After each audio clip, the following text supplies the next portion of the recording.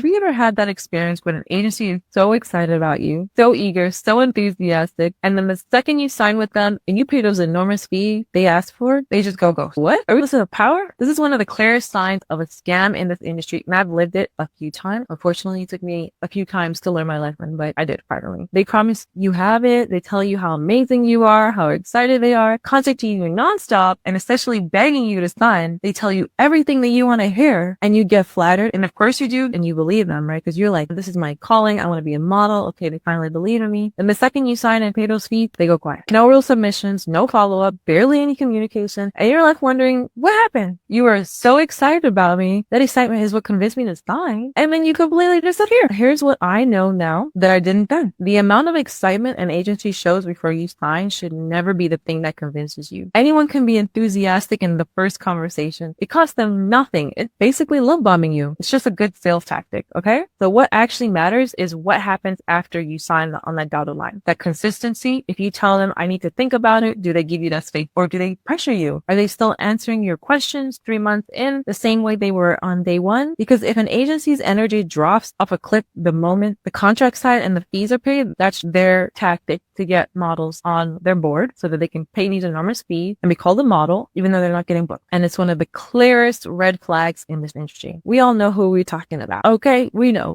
these agencies. So you want to feel like they're just as consistent and involved after you sign as they were in that very first conversation. I wish someone had told me this when I was 18 and desperate to be a model. I made this mistake when I was 30 years old too. I know, but we learn excitement is cheap. Follow through is the only thing that's real. When you find the right agency that is investing in you, cares about you, has good communication, it's going to feel like you were in these toxic relationships before and then you finally found a secure person. So this was going to feel like, okay? And like I'm saying, it's just about modeling. It applies to almost everything. So if you want to know what red flags to actually watch for before you sign anything, I want you to comment ghost and I'll send you the red flag checklist.